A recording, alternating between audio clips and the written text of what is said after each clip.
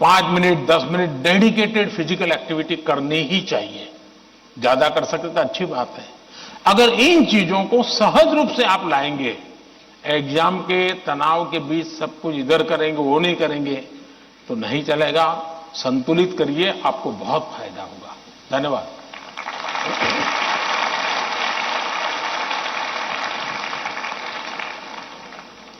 PM sir, आपने exam warrior में भी हमें यही संदेश दिया है, जितना खेलोगे उतना खिलोगे। Thank you PM sir. Rabindranath Tagore Vande Mataram की अमर भूमि, समृद्ध कला कौशल से भरपूर राज्य बंगाल के नॉर्थ 24 परगना स्थित केंद्रीय विद्यालय की छात्रा मधुमिता मल्लिक हमसे वर्चुअल माध्यम से प्रश्न पूछना चाहती है। मधुमिता, कृपया अपना प्रश्न पूछिए। माननीय प्रधानमंत्री महोदय, नमस्कार। मेरा नाम मधुमिता मल्लिक है। मैं पीएम श्री केंद्रीय विद्यालय बैरकपुर थलसेना कोलकाता संभाग की 11वीं विज्ञान की छात्रा हूँ। मेरा आपसे यह प्रश्न है, आप उन छात्रों को क्या सलाह देना चाहेंगे जो अपने करियर के बारे में अनिश्चित है या किसी विशेष करियर या पेशे को चुनने के बारे में दबाव महसूस करते हैं? कृपया इस विषय पर मुझे मार्गदर्शन करें। धन्यवाद महोदय। धन्यवाद मधुमिता। पीएम सर, भगवान कृष्ण की उपदेश भूमि, वीर बहादुर खिलाड़ियों के प्रदेश हरियाणा पानीपत के द मिलेनियम स्कूल की छात्रा अदिति तनवर ऑनलाइन माध्यम से जुड़ी हुई है और आपसे मार्गदर्शन चाहती है। अदिति, कृपया अपना प्रश्न पूछिए। माननीय प्रधानमंत्री जी, नमस्कार। मेरा नाम अदिति तनवर है और मैं the millennium school Panipat Haryana की कक्षा 11वीं की छात्रा हूँ। मेरा आपसे प्रश्न यह है कि मैंने ह्यूमैनिटीज को अपने विषय के रूप में चुना है और लोग रोज मुझ पर ताने कसते हैं। मुझे यह विषय पसंद है, इसलिए मैंने इसे चुना है, पर कभी कभी तानों को संभालना मुश्किल हो जाता है। इन्हें कैसे संभाले और कैसे नजरअंदाज करें, मैं इसमें आपसे मार्गदर्शन चाहती हूँ। धन्यवाद श्रीमान, नमस्कार। Thank you Aditi. मधुमिता और अदिति तथा इन जैसे कुछ विद्यार्थी जीवन में करियर के चयन में दबाव अनुभव करते हैं। सर, एक विशेष करियर या स्ट्रीम चुनने की मानसिकता के दबाव की समस्या का कैसे समाधान करें? मुझे नहीं लगता है कि आप स्वयं कंफ्यूज हैं, आप स्वयं उलझन में हैं, ऐसा मुझे नहीं लगता है। हकीकत यह है कि आपको अपने पर भरोसा नहीं है, आपका अपने सोचने के संबंध में दुविधा है और इसलिए आप 50 लोगों को पूछते रहते हैं, क्या लगता है ये करूं तो, क्या लगेगा ये करूं तो। आप खुद को जानते नहीं हैं और उसके कारण आप किसी के एडवाइस पर डिपेंडेंट रहते हो और जो व्यक्ति ज्यादा अच्छा लगता है आपको और जो एडवाइस आपको सबसे सरल लगती है, आप उसी को एडॉप्ट कर लेते हो। अब जैसे मैंने कहा कि खेलो, और बहुत कुछ होंगे जो आज कल बोर्ड लेकर के घर जाएंगे, मोदी जी ने कहा है खेलो खिलो खेलो खिलो, अब मैं पढ़ूंगा नहीं, बस क्यों, उसने अपनी चीज पसंद कर ली है। मैं समझता हूं कि सबसे बुरी जो स्थिति है ना, वो कंफ्यूजन है।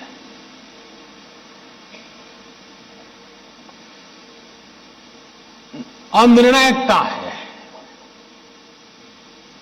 अनिर्णायकता आपने देखा होगा, पुराने जमाने में ऐसी कथा चलती थी, कोई गाड़ी लेकर के जा रहा था और कुत्ता तय नहीं कर पाया, इधर जाओ उधर जाओ, और आखिरकार वो नीचे आ गया। यही होता है, अगर उसको पता है कि मैं उधर चला जाऊं तो हो सकता है कि वो ड्राइवर भी उसको बचा ले, लेकिन इधर गया इधर गया इधर गया तो ड्राइवर कितना ही एक्सपर्ट होगा, नहीं बचा पाएगा। हमें अनिश्चितता से भी बचना चाहिए, अनिर्णायकता से बचना चाहिए और निर्णय करने से पहले सारी चीजें हमने उसको जितने तराजू पर तोल सकते हैं तोलना चाहिए। दूसरा, कभी कभी कुछ लोगों को लगता है कि फलानी चीज वैसी है, ठीक नहीं चीज। अब मुझे बताइए, स्वच्छता का विषय अगर प्रधानमंत्री के रूप में देखें तो बहुत मामूली विषय है कि नहीं है? बहुत मामूली विषय है कि नहीं है? कोई भी कहेगा यार पीएम को इतने सारे काम हैं, ये स्वच्छता स्वच्छता करता रहता है। लेकिन जब मैंने उसके अंदर अपना मन लगा दिया, हर बार मैंने इसको अपना एक महत्व का साधन बना दिया, आज स्वच्छता देश का प्राइम एजेंडा बन गया कि नहीं बन गया? स्वच्छता तो छोटा विषय था, लेकिन अगर मैं उससे जान मैंने भर दी तो वो बहुत बड़ा बन गया। इसलिए हम ये न सोचे, आपने देखा होगा कल मैं पूरा तो पढ़ नहीं पाया, लेकिन मेरा नजर गई कि किसी ने कहा है कि पिछले 10 साल में आर्ट और कल्चर के क्षेत्र में भारत का मार्केट 250 गुना बढ़ गया है। अब आज से पहले कोई पेंटिंग करता तो मां बाप कहते पहले पढ़ाई करो, वैकेशन में पेंटिंग करना। उसको लगता ही नहीं था कि पेंटिंग भी जीवन में महत्व का विषय हो सकता है। और इसलिए हम किसी चीज को कम ना आके, हमारे में दम होगा तो हम उसको जान भर देंगे। हमारे में सामर्थ्य होना चाहिए, और जो चीज हाथ में लें उसमें जी जान से जुड़ जाएं।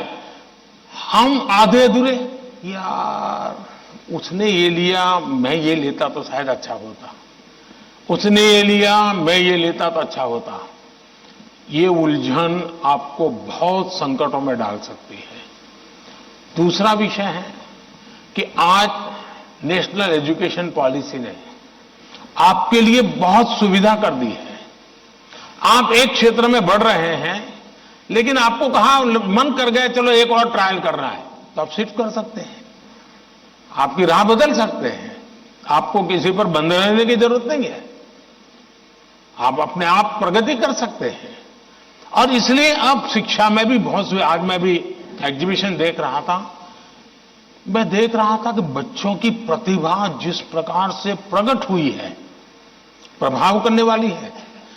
सरकार का आईएनबी मिनिस्ट्री सरकार की योजनाओं को कम्युनिकेट करने के लिए जो करे, उससे ज्यादा मैंने देखा इन बच्चों ने बहुत अच्छा किया है।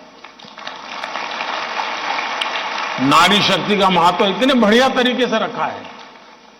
इसका मतलब यह हुआ कि किसी भी हालत में हमें निर्णायक होना ही चाहिए, और एक बार निर्णायक होने की आदत लग जाती है ना, फिर कंफ्यूजन नहीं रहता है।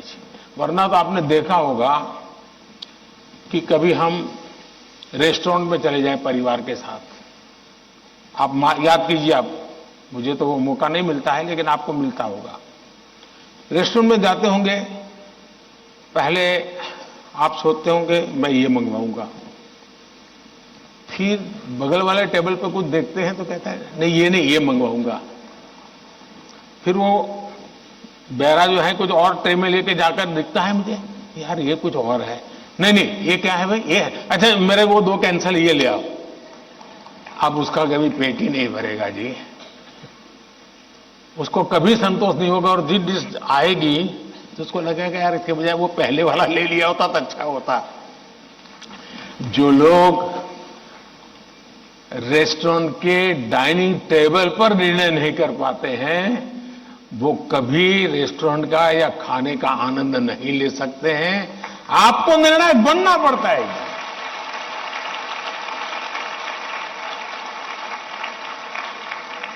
अगर आपकी मां आपको डेली सुबह पूछे आज क्या खाओगे, और आपके सामने 50 वैरायटी बोल दे, आप क्या करोगे?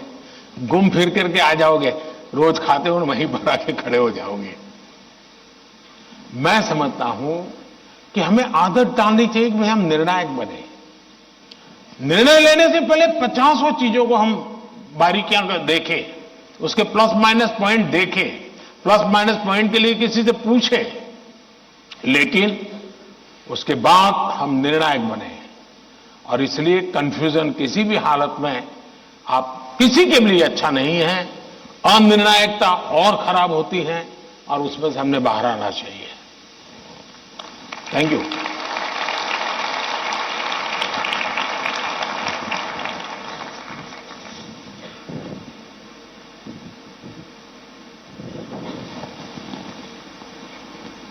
सर, निर्णय की स्पष्टता में ही सफलता निहित है। आपका यह कथन सदा याद रहेगा। धन्यवाद।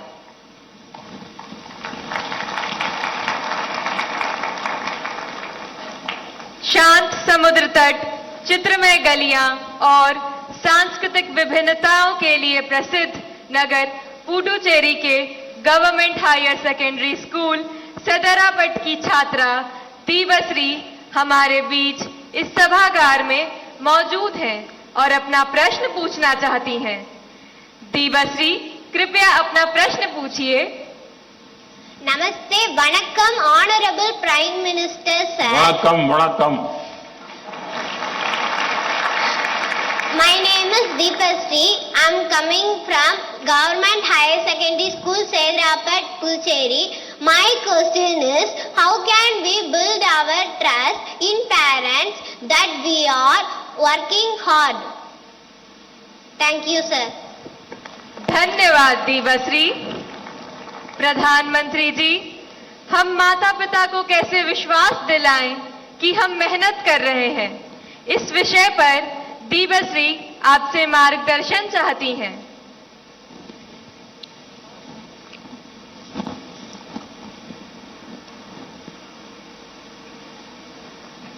आपने सवाल पूछा है, लेकिन सवाल के पीछे दूसरा सवाल है आपके मन में, जो आप पूछ नहीं रही है। दूसरा सवाल यह है कि पूरे परिवार में मिसट्रस्ट है, ट्रस्ट डेफिसिट है, और ये यानी आपकी बहुत अच्छी परिस्थिति को आपने पकड़ा है। आपने उसको प्रस्तुत तो ऐसे किया घर में कोई नाराज ना हो जाए, लेकिन ये सोचने का विषय है टीचर के लिए भी और पेरेंट्स के लिए भी, कि ऐसा क्या कारण है कि हम ट्रस्ट डेफिसिट पारिवारिक जीवन में अनुभव कर रहे हैं। अगर पारिवारिक जीवन में भी हम ट्रस्ट डेफिसिट अनुभव करते हैं तो ये बहुत ही चिंता का विषय है। और ये ट्रस्ट डेफिसिट अचानक नहीं होती है, एक लंबे कालखंड से गुजर करके निकलती है। और इसलिए हर पेरेंट्स को, हर टीचर को, हर स्टूडेंट्स को बहुत ही बारीकी से अपने आचरण को एनालाइज करते रहना चाहिए। आखिरकार माँ बाप मेरी बात पे भरोसा क्यों नहीं करते? कहीं न कहीं तो ऐसी बातें हुई होगी जिसके कारण उनका ये मन बन गया होगा। कभी आपने कहा होगा कि मैं अपनी सहेली को मिलने जा रही हूं, और माँ बाप ने अगर बाद में पता चला कि आप तो उस दिन उसके यहां गई नहीं थी, तो ट्रस्ट डेफिसिट शुरू हो जाते। यार उसने तो कहा वहां जाऊंगा, लेकिन मान लीजिए वहां गए नहीं, लेकिन आकर के कह दिया कि मैंने तय किया था उनके यहां जाऊंगा, लेकिन रास्ते में मेरा मन बदल गया तो मैं वहां चला गई थी। तो कभी भी ये ट्रस्ट डेफिसिट की स्थिति पैदा नहीं होगी। और एक विद्यार्थी के नाते हमें जरूर ऐसा सोचना चाहिए कि कहीं ऐसा तो नहीं है कि मैंने कहा था मम्मी आप सो जाओ, चिंता मत कीजिए, मैं तो पढ़ लूंगा, और मम्मी चुपके से देखती और मैं सो रहा हूं, तो फिर ट्रस्ट डेफिसिट हो जाएगा। तो कह रहा था मैं पढ़ूंगा, लेकिन पढ़ नहीं रहा है, सोया पड़ा है। आप कहते थे कि मां मैं अब एक सप्ताह तक मोबाइल को हाथ नहीं लगाऊंगा, लेकिन छुपके से दिख रहा है मां को घरे, तो फिर ट्रस्ट डेफिसिट पैदा हो जाती है। क्या आप जो कहते हैं उसको सचमुच में पालन करते हैं क्या? अगर आप पालन करते हैं तो मैं नहीं मानता हूं कि पेरेंट्स को या टीचर्स को इस प्रकार की ट्रस्ट डेफिसिट की स्थिति पैदा होगी, आपके प्रति अविश्वास का कारण बनेगा। उसी प्रकार से मां बाप को भी सोचना चाहिए। कुछ मां बाप को ऐसी आदत होती है, जैसे मान लीजिए किसी मां बाप ने माँ ने बहुत बढ़िया खाना बनाया है और बेटा आया, किसी न किसी कारण से उसका खाने का मन नहीं है, लेकिन बहुत कम खाया, तो माँ क्या कहेगी? जरूर कहीं खा करके आए होंगे, जरूर किसी के घर में पेट में भर करके आए होंगे। तो फिर उसको चोट पहुंचती है, फिर वो सच बोलता नहीं है। फिर मां को ठीक रखने के लिए, ठीक है चलो अच्छा लगे बुरा लगे, मैं जितना मुंह में पोस्ट ऑफिस में डालता हूं डाल दूंगा। ये ट्रस्ट डेफिसिट पैदा हो जाता है। हर घर के अंदर ये अनुभव आता होगा। आपको माताजी ने पिताजी ने मानो आपको पैसे दिए और आपको कहा 1 महीने का तुम्हारा ये 100 रुपया तुम्हें देते हैं पॉकेट का, और फिर हर तीसरे दिन पूछते हैं वो 100 रुपये का कह दिया। अरे भाई तुमने 30 दिन के लिए दिया है ना, दूसरा मांगने तो आया नहीं तुम्हारे पास, तो भरोसा करो ना। अगर भरोसा नहीं तो नहीं देना था। ज्यादातर मां बाप के केस में ऐसा होता है, रोज पूछते हैं अच्छा वो 100 रुपया, हाँ कोई ये तो पूछ सकता है, पूछने का तरीका होता है। कोई कहे बेटा उस दिन पैसे नहीं थे, तुम्हें 100 ही रुपये दिए थे, तुम चिंता मत करना, जरूरत पड़े तो कह देना। तो उस बच्चे को लगा नहीं मेरे माता पिता ने मुझे 100 रुपया, देखो ये आपकी पसंद की बात आई तो ताली बजाते हो आप लोग।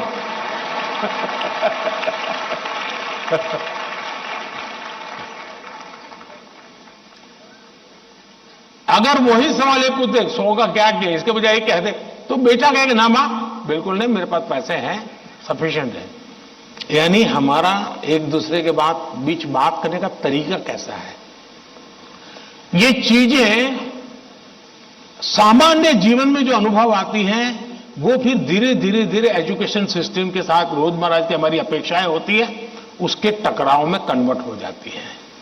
फिर कहा मार्क क्यों नहीं आए, बस तुम पढ़ते ही होंगे, ध्यान देते ही नहीं होंगे, क्लास में बैठते नहीं होंगे, अपने दोस्तों के साथ गप्पे मारते होंगे, हो सकता है वो पैसे हैं सिनेमा देखने चले गए होंगे, मोबाइल फोन पर रील देखते होंगे। फिर वो कुछ न कुछ कहना शुरू हो जाता है, फिर दूरी बढ़ जाती है। पहले ट्रस्ट खत्म हो जाता है, फिर दूरी बढ़ जाती है, और ये दूरी कभी कभी बच्चों को डिप्रेशन की तरफ धकेल देती है। और इसलिए मां बाप के लिए बहुत आवश्यक है, उसी प्रकार से टीचर्स ने भी बच्चों के साथ इतना खुलापन रखना चाहिए, सहज रूप से अपनी बात कह सके। अगर उसको कोई सवाल समझ में नहीं आया तो कोई टीचर हड़का देगा, तुझे कुछ समझ नहीं आने वाला तो बाकियों को विद्यार्थियों का टाइम खराब मत करो, बैठ जाओ। कभी कभी कहा करते हैं टीचर भी, जो 4-5 होनहार बच्चे होते हैं ना, उनको वो बहुत प्रिय लगते हैं, उनसे उनका मन लग जाता है।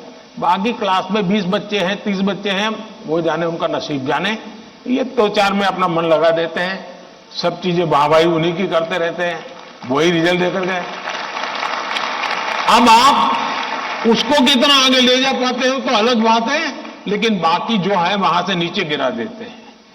और इसलिए कृपा करके आपके लिए सभी स्टूडेंट समान होने चाहिए, सबके साथ इक्वली। हाँ, जो तेज होगा वो अपने आप में से जो अमृत है वो ले लेगा, लेकिन जिसको सबसे ज्यादा जरूरत है उसके प्रति अगर आप सिंपैथेटिक, और उसमें भी मैं मानता हूं उसके गुणों की तारीफ कीजिए। कभी एक बच्चा बिल्कुल वीक है पढ़ने में, लेकिन उसके हैंड राइटिंग अच्छे है, तो उसके सीट पे जाकर के अरे यार क्या बढ़िया लिखते हो तुम, कितने हैंड राइटिंग तुम्हारे अच्छे हैं, क्या स्मार्टनेस है तुम्हारी। कभी ऐसा एक दल विद्यार्थी है, अरे यार तेरा कपड़ा बहुत शर्ट बहुत अच्छा है, उसके अंदर कॉन्फिडेंस बिल्डअप होगा, वो आपके साथ खुलने लग जाएगा, वो आपसे बातें करने लगेगा कि ये साहब के प्रति मेरे प्रति उनका ध्यान है। अगर ये सहज वातावरण बन जाएगा तो मैं नहीं मानता हूं कि, लेकिन ये विद्यार्थियों का भी उतना ही दायित्व है, हमें आत्मचिंतन करना चाहिए कि मेरी ऐसी कौन सी बातें थी जिसने मेरे घर के लोगों का मुझ पर से भरोसा उठ गया। ये किसी भी हालत में हमारे आचरण से हमारे परिवार के, हमारे टीचर का हम पे भरोसा उठना नहीं चाहिए। हमसे कुछ नहीं हुआ तो कहना चाहिए, दूसरा मुझे लगता है कि परिवार में एक प्रयोग कर सकते हैं। मान लीजिए आपका बेटे या बेटी के 5 दोस्त हैं, तय कीजिए कि महीने में एक बार 2 घंटे वो 5 परिवार किसी एक परिवार में एकत्र होंगे, दूसरे महीने दूसरे परिवार में बिल्कुल गेट टुगेदर करेंगे, और उसमें बच्चे बूढ़े सम हो गए। ऐसा नहीं कि 2 लोगों को घर छोड़ के आ जाएंगे। 80 साल के माँ बाप भी अगर फिजिकली फिट आ सकते हैं, उनको भी लेके आइए, और फिर तय कीजिए कि आज वो तो तीसरे नंबर का दोस्त है, उसकी माताजी एक कोई पॉजिटिव बुक पढ़ करके उसकी कथा सुनाएगी। अगली बार तय किए जो 4 नंबर का दोस्त है, उसके पिताजी एक कोई पॉजिटिव मूवी देखा होगा तो उसकी कथा सुनाएंगे। जब भी आप 1 घंटे का गेट टुगेदर करें, सिर्फ और सिर्फ उदाहरणों के साथ, किसी रेफरेंस के साथ पॉजिटिव चीजों की चर्चा करें, वहां के किसी के रेफरेंस से नहीं। आप देख लेना, धीरे धीरे वो पॉजिटिविटी पर्कुलेट होगी, और यही पॉजिटिविटी सिर्फ आपके बच्चों के प्रति नहीं, अंदर अंदर भी ऐसा ट्रस्ट का वातावरण बना देगी कि आप सब एक इकाई बन जाएंगे, एक दूसरे के मददगार बन जाएंगे। और मैं मानता हूं ऐसे कुछ प्रयोग करते रहना चाहिए। धन्यवाद।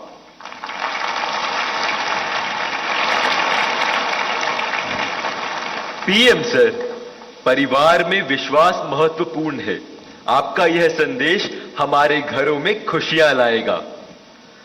धन्यवाद पीएम सर। छत्रपति शिवाजी महाराज और समाज सुधारक महात्मा ज्योतिबा फूले की जन्मस्थली महाराष्ट्र की पुण्य नगरी पुणे से एक अभिभावक श्री चंद्रेश जैन जी इस कार्यक्रम से ऑनलाइन जुड़ रहे हैं और प्रधानमंत्री जी आपसे प्रश्न पूछना चाहते हैं। चंद्रेश जी, कृपया अपना प्रश्न पूछिए। माननीय प्रधानमंत्री जी, आपको मेरा सादर प्रणाम। मेरा नाम चंद्रेश जैन है, मैं एक अभिभावक हूं। मेरा आपसे एक प्रश्न है, क्या आपको नहीं लगता है आजकल के बच्चों ने अपने दिमाग का इस्तेमाल करना बंद कर दिया है? वे तकनीक पे अधिक निर्भर रहने लगे हैं, क्योंकि सब कुछ उंगलियों पे उपलब्ध है। कोई इस युवा पीढ़ी को कैसे जागरूक कर सकता है कि वे प्रौद्योगिकी के स्वामी बनने चाहिए, उसका गुलाम नहीं? कृपया मार्गदर्शन कीजिए। धन्यवाद। थैंक यू चंद्रेश जी। आदिवासी जनजाति के लोक नायक, स्वतंत्रता सेनानी बिरसा मुंडा की जन्मभूमि झारखंड के रामगढ़ जिले से एक अभिभावक श्रीमती पूजा श्रीवास्तव जी ऑनलाइन माध्यम से इस कार्यक्रम से जुड़ी हुई है और प्रधानमंत्री जी आपसे प्रश्न पूछकर अपनी शंका का समाधान चाहती है। Pooja, please ask your question. Namaskar, Honorable Prime Minister Sir. My name is Kumari Pooja Srivastav. I am a parent of Priyansis Srivastav studying in Sri Guru Nanak Public School, Ramgarh, Jharkhand. Sir, I want to ask that how I can manage my daughter's studies with using social media platform like Instagram, Snapchat, Twitter. Please guide me on this. Thank you, sir. Thank you ma'am. Himachal Pradesh Shivalik पहाड़ियों की तलहटी में स्थित हमीरपुर जिले के TRDAV school Kangu के एक छात्र अभिनव राणा ऑनलाइन माध्यम से जुड़ रहे हैं और प्रधानमंत्री जी आपसे एक प्रश्न पूछना चाहते हैं। अभिनव, कृपया अपना प्रश्न पूछिए। Honorable Prime Minister Sir, Namaskar. My name is Abhinav Rana. I am a student of TRDAV Public Senior Secondary School, Kangu District, Hamirpur, Himachal Pradesh. Sir, my question is, how can we educate and encourage students to manage exam stress effectively while also harnessing the benefits of mobile technology as a tool for learning rather than letting it become a distraction during crucial study periods? Thank you, sir. Thank you Abhinav. प्रधानमंत्री जी, चंद्रेश जैन, पूजा और अभिनव जैसे अनेक लोग जीवन में social media और technology के बढ़ते दबाव की स्थिति से परेशान हैं। वे सभी तकनीक पर निर्भरता एवं इसके अधिक प्रयोग से होने वाली दुष्प्रभाव से कैसे बचें? कृपया इस विषय में उचित परामर्श प्रदान कीजिए। देखिए, हमारे यहाँ शास्त्रों में भी कहा गया है और सहज जीवन में भी कहा गया, किसी भी चीज का अति किसी का भला नहीं करता है। हर चीज उसका एक मानदंड होना चाहिए, उसके आधार पर होता है। अगर मान लीजिए मां ने बहुत बढ़िया खाना बनाया है, न्यूट्रिशन की दृष्टि से रिच है, टेस्ट आपकी पसंद का है, समय भी खाने का है, लेकिन बस खा रहे हैं, खा रहे हैं, खा रहे हैं, मां परोसती जा रही है।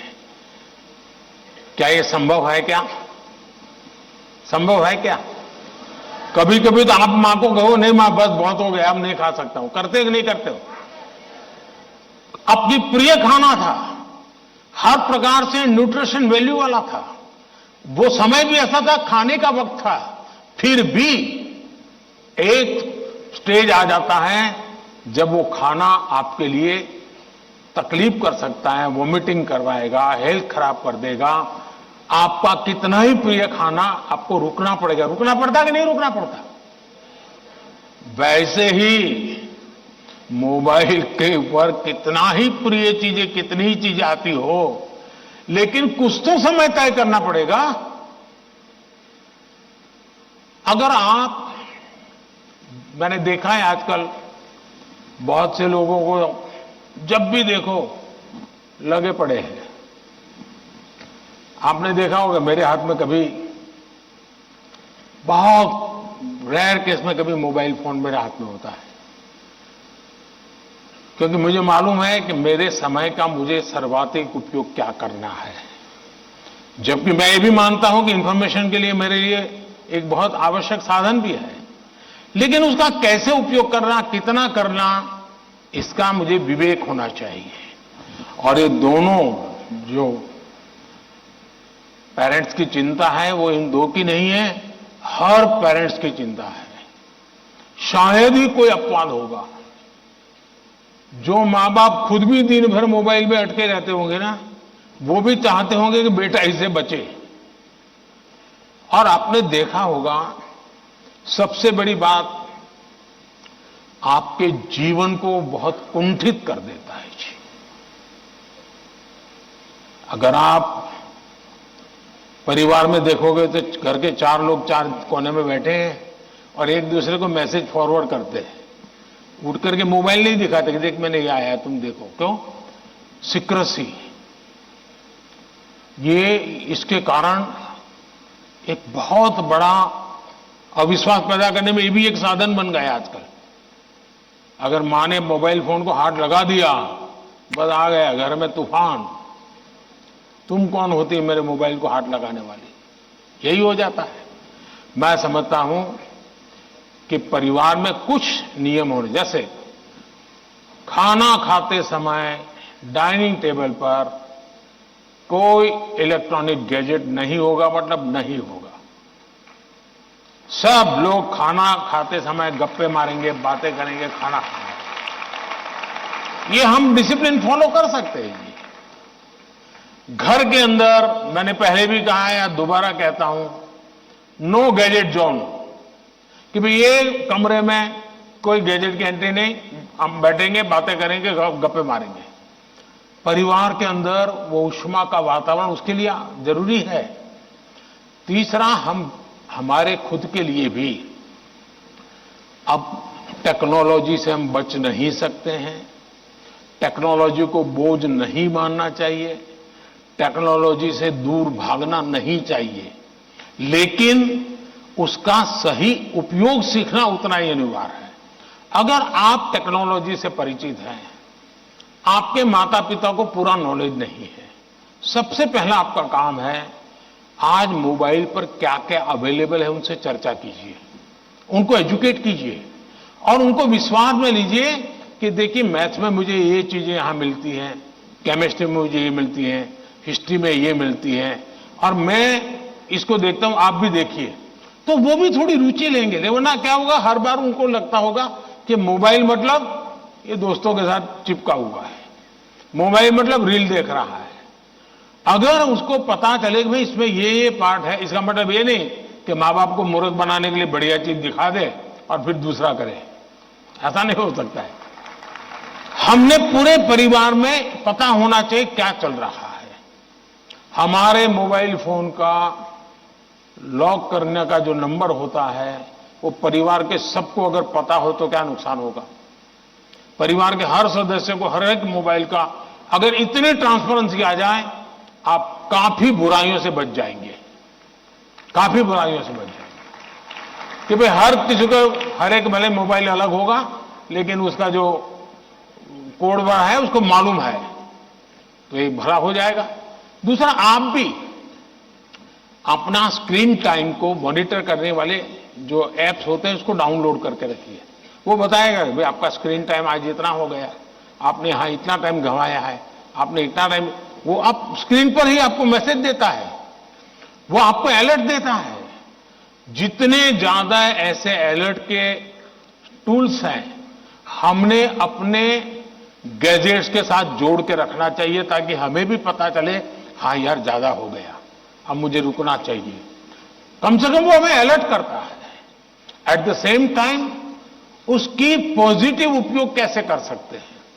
अगर मान लीजिए मैं कुछ लिख रहा हूं लेकिन मुझे एक अच्छा शब्द मिल नहीं रहा है, तो मैं डिक्शनरी की मुझे जरूरत है, मैं डिजिटल व्यवस्था का उपयोग करके उसका लाभ ले सकता हूं। मान लीजिए कि मैं कर रहा हूं और मुझे कोई अरिथमेटिक का सूत्र ध्यान नहीं आता है, चलिए मैंने डिजिटल चीज का सपोर्ट सिस्टम ले लिया, पूछ लिया उसको क्या हुआ, फायदा होगा। लेकिन अगर मैं जानता ही नहीं हूं कि मेरे मोबाइल में क्या ताकत है तो मैं क्या उपयोग करूंगा। और इसलिए मुझे तो लगता है कि कभी कभी क्लासरूम में भी मोबाइल के पॉजिटिव पहलू क्या क्या है, पॉजिटिवली उपयोग आने वाली कौन सी चीजें हैं, कभी 10-15 मिनट क्लासरूम में चर्चा करनी चाहिए। कोई स्टूडेंट अपने अनुभव बताएगा कि मैंने उस वेबसाइट को देखा, हमारे स्टूडेंट्स के लिए अच्छी वेबसाइट है, मैंने उस वेबसाइट को देखा, फलाने सब्जेक्ट के लिए वहां अच्छी लर्निंग मिलती है, अच्छे लेसन्स मिलते हैं।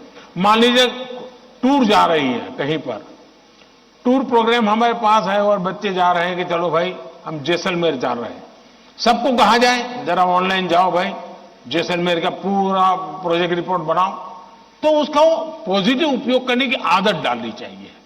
उसको लगना चाहिए कि तुम्हारी मदद में बहुत सी सारी व्यवस्थाएं उपलब्ध हैं, तुम इसका उपयोग करो। जितना ज्यादा सकारात्मकता से आप उपयोग करोगे उतना आपको लाभ होगा। और मेरा आग्रह रहेगा कि हमने उससे दूर भी नहीं भागना है, लेकिन हमने हर चीज का विवेक से और पूरे परिवार में ट्रांसपेरेंसी से, जितनी ज्यादा ट्रांसपेरेंसी आएगी, ऐसे छुप छुप करके देखना पड़ेगा मतलब कुछ गड़बड़ है। जितनी ट्रांसपेरेंसी आएगी उतना लाभ ज्यादा होगा। बहुत बहुत धन्यवाद।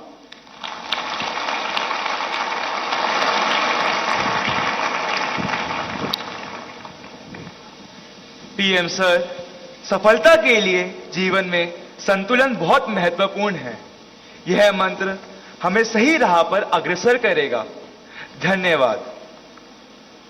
महाकवि सुब्रमण्यम भारती की जन्मभूमि तमिलनाडु की राजधानी चेन्नई के मॉडर्न सीनियर सेकेंडरी स्कूल के छात्र एम वागेश ऑनलाइन माध्यम से जुड़े हैं और प्रधानमंत्री जी आपसे प्रश्न पूछना चाहते हैं। M Vagesh, please ask your question.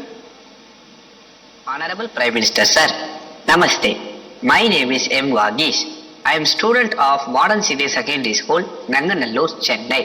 My question is, how do you handle stress and pressure in that super strong position as a Prime Minister? What is your key factor of controlling stress? Thank you. आप भी बनना चाहते हैं क्या?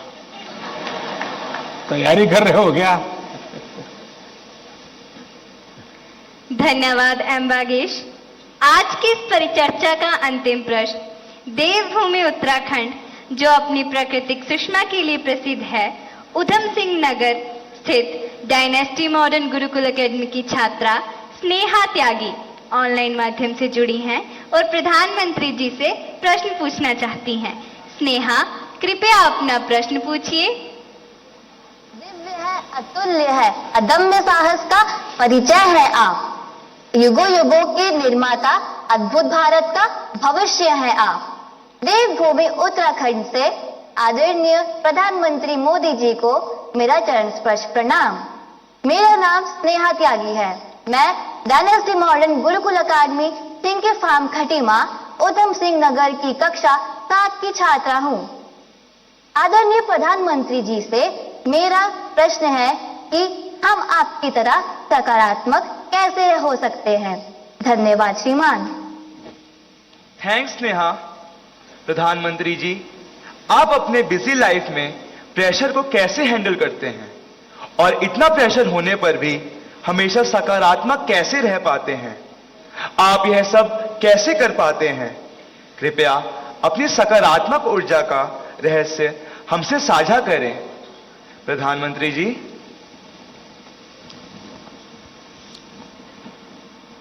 इसके कई जवाब हो सकते हैं।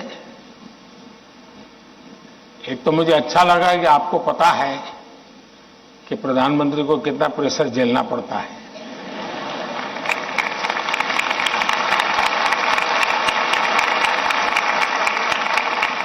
वरना आपको तो लगता होगा हवाई जहाज है, हेलीकॉप्टर है, उनको क्या है, यहां से यहां जाना है, यही करना है। लेकिन आपको पता है कि भांति भांति ये सुबह शाम, दरअसल हरेक के जीवन में अपनी स्थिति से अतिरिक्त ऐसी बहुत सी चीजें होती हैं जिसको उसे मैनेज करना पड़ता है। जो उसने सोचा नहीं वैसी चीजें व्यक्तिगत जीवन में भी आ जाती है, परिवार जीवन में आ जाती है, और फिर उसे भी संभालना पड़ता है। अब एक नेचर ऐसा होता है कि भाई बहुत बड़ी आंधी आई है, चलो कुछ पल बैठ जाए, निकल जाने दो। कुछ संकट आया है, नीची मुंडी करो यार, समय जाएगा। शायद ऐसे लोग जीवन में कुछ अचीव नहीं कर सकते। मेरी प्रकृति है और जो मुझे काफी उपकारक लगी है, मैं हर चुनौती को चुनौती देता हूं।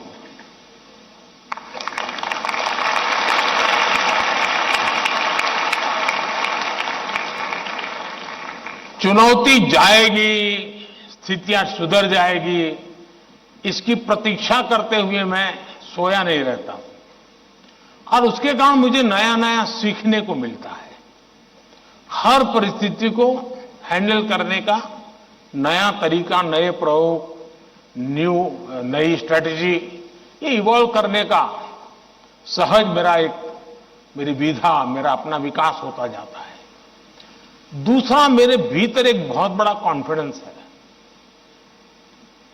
मैं हमेशा मानता हूं कि कुछ भी है, 140 करोड़ देशवासी मेरे साथ हैं।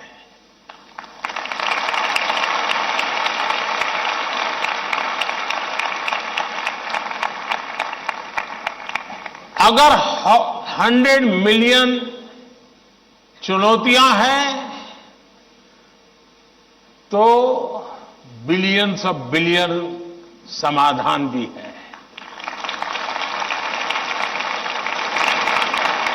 मुझे कभी नहीं लगता है कि मैं अकेला हूं। मुझे कभी नहीं लगता है कि मुझे करना है। मुझे हमेशा पता होता है मेरा देश सामर्थ्यवान है, मेरे देश के लोग सामर्थ्यवान है, मेरे देश के लोगों का मस्तिष्क सामर्थ्यवान है। हम हर चुनौती को पार कर जाएंगे। ये मूलभूत मेरे भीतर मेरा सोचने का पिंड है और इसके कारण मुझे कभी नहीं लगता यार मुझ पर आया क्या करूंगा, मुझे लगता है नहीं 140 करोड़ लोग हैं, संभल जाएंगे, ठीक है, आगे मुझे रहना पड़ेगा और गलत हुआ तो गाली मुझे खानी पड़ेगी, लेकिन मेरे देश का सामर्थ्य, और इसलिए मैं अपनी शक्ति देश के सामर्थ्य को बढ़ाने में लगा रहा हूं। और जितना ज्यादा मैं मेरे देशवासियों का सामर्थ्य बढ़ाता जाऊंगा, चुनौतियों को चुनौती देने की ताकत हमारी और बढ़ती जाएगी।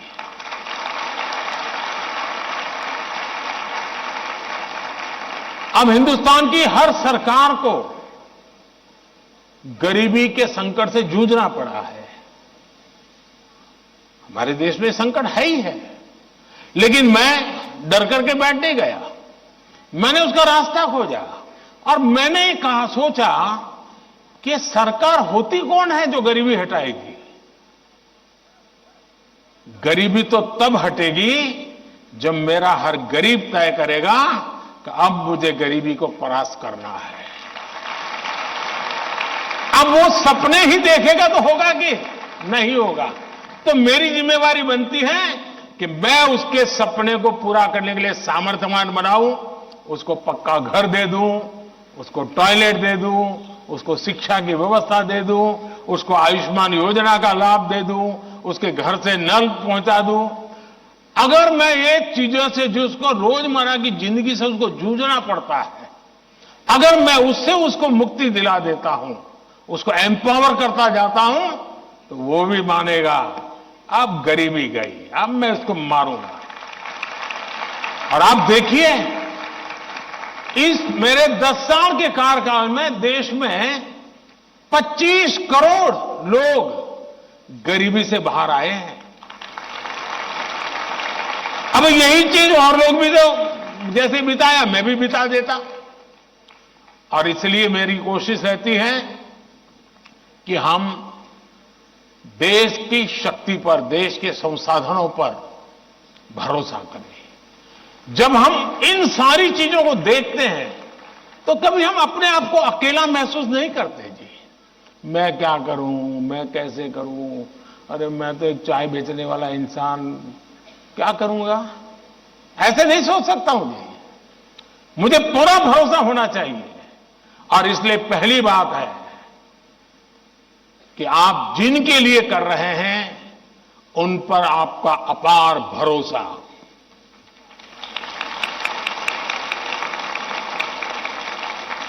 दूसरा, आपके पास निरक्षीर का विवेक चाहिए। कौन सा सही है, कौन सा गलत है, कौन सा आज जरूरी है, कौन सा अभी नहीं, बाद में देखेंगे। आप प्रायोरिटी तय करने का सामर्थ्य चाहिए। वो अनुभव से आता है, हर चीज को एनालाइज करने से आता है। मैं दूसरा प्रयास ये करता हूं। तीसरा, मैं गलती भी हो जाए तो ये मान के चलता हूं कि ये मेरे लिए लेसन है। मैं इसको निराशा का कारण नहीं मानता हूं। अब आप देखिए, कोविड का संकट कितना भयंकर था, मामूली चुनौती थी क्या, पूरी दुनिया फंसी पड़ी थी। अब मेरे लिए भी था कि क्या करो भाई, मैं कह दूं अब क्या करे, तो भाई वैश्विक बीमारी है, दुनिया भर में ऐसा ही है, सब अपना अपना संभाल लो। मैंने ऐसा नहीं किया, रोज टीवी पे आया, रोज देशवासियों से बात की, कभी ताली बजाने के लिए कहा, कभी थाली बजाने के लिए कहा, कभी दिया जलाने के लिए कहा। वो एक कोरोना को खत्म नहीं करता है, लेकिन वो एक कोरोना के खिलाफ लड़ाई लड़ने की एक सामूहिक शक्ति को जन्म देता है। सामूहिक शक्ति को उभारना। अब देखिए, पहले भी खेल के मैदान में हमारे लोग जाते थे, कभी कोई जीत के आता था, कोई जीत के नहीं आता था, जाने वाले को पूछता नहीं था, आने वाले को पूछता नहीं था। मैंने कहा भले 3 मेडल के जीतते आएंगे, लेकिन मैं उसके ढोल पिटूंगा। तो धीरे धीरे करके 107 मेडल लेने का सामर्थ्य उन्हीं बच्चों में से निकला। सामर्थ्य तो था, सही दिशा, सही रणनीति, सही नेतृत्व परिणाम लाता है। जिसके पास सामर्थ्य है उसका सही उपयोग करना चाहिए। और मेरा तो गवर्नेंस का एक सिद्धांत रहा है कि अच्छी सरकार चलाने के लिए, इन समस्याओं के समाधान के लिए भी आपको नीचे से ऊपर की तरफ सही जानकारी आनी चाहिए, परफेक्ट इंफॉर्मेशन आनी चाहिए, और ऊपर से नीचे की तरफ परफेक्ट गाइडेंस जाना चाहिए।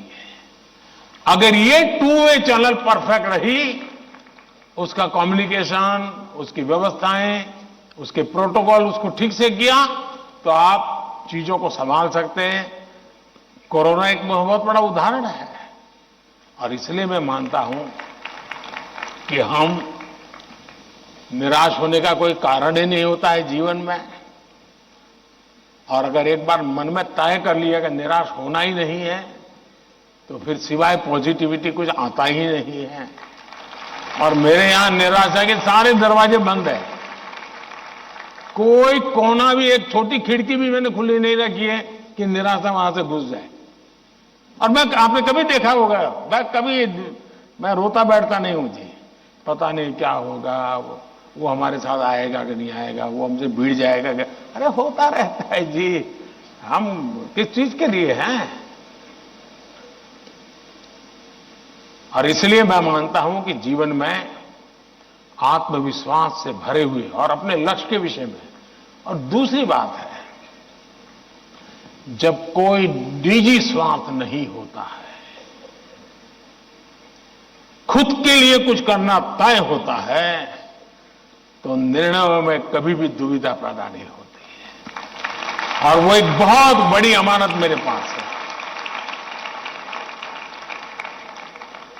मेरा क्या, मुझे क्या, इससे मेरा कोई लेना देना नहीं है। सिर्फ और सिर्फ देश के लिए करना और आपके लिए करना, ताकि आपके माता पिता को जिन मुसीबतों से गुजरना पड़ा, मैं नहीं चाहता हूं कि उन मुसीबतों से आपको गुजरना पड़े।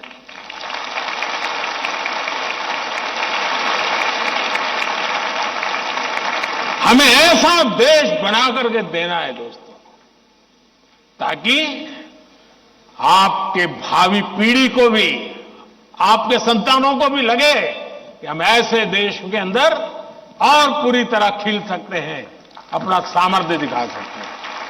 और ये हमारा सामूहिक संकल्प होना चाहिए, ये हमारा सामूहिक रिजॉल्व होना चाहिए, और परिणाम मिलता है।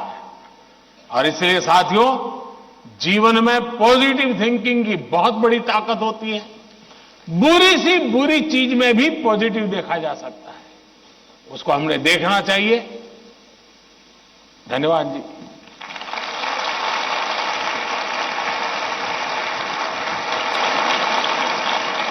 पीएम सर, आपने अत्यंत सरलता और सरसता से हमारे सभी प्रश्नों का समाधान कर दिया। हम, हमारे अभिभावक और शिक्षक सदा आपके कृतज्ञ रहेंगे। हम सदा एग्जाम वॉरियर रहेंगे, वरियर नहीं। धन्यवाद माननीय प्रधानमंत्री जी। हो गए सारे सवाल। कुछ परिंदे उड़ रहे हैं आंधियों के सामने, कुछ परिंदे उड़ रहे हैं आंधियों के सामने, उनमें ताकत है सही और हौसला होगा जरूर। इस तरह नित बढ़ते रहे तो देखना तुम एक दिन, तय समंदर तक कम फासला होगा जरूर, तय समंदर तक कम फासला होगा जरूर। आप लोगों ने देखा होगा कि ये बच्चे भी जिस प्रकार से एंकरिंग कर रहे हैं, आप भी अपनी स्कूल कॉलेज में सब कर सकते हैं, तो उनसे जरूर सीखिएगा।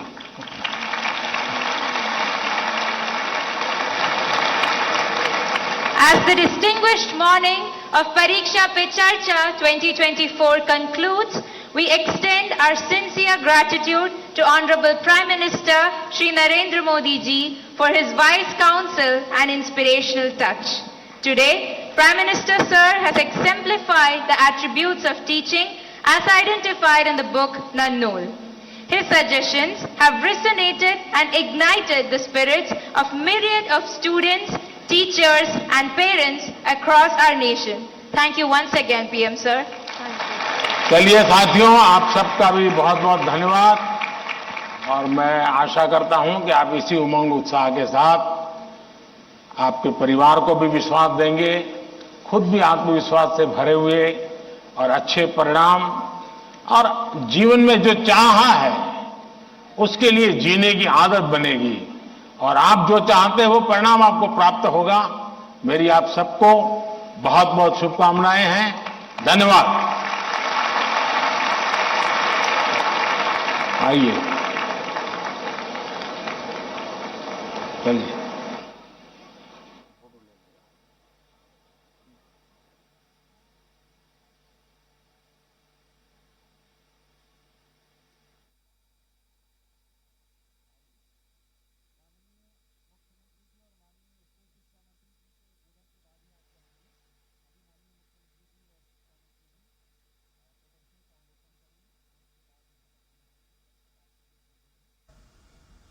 तो ये सीधी तस्वीरें आप देख रहे थे भारत मंडपम से, जहां परीक्षा पे चर्चा का 7वां संस्करण में प्रधानमंत्री ने सीधा संवाद किया।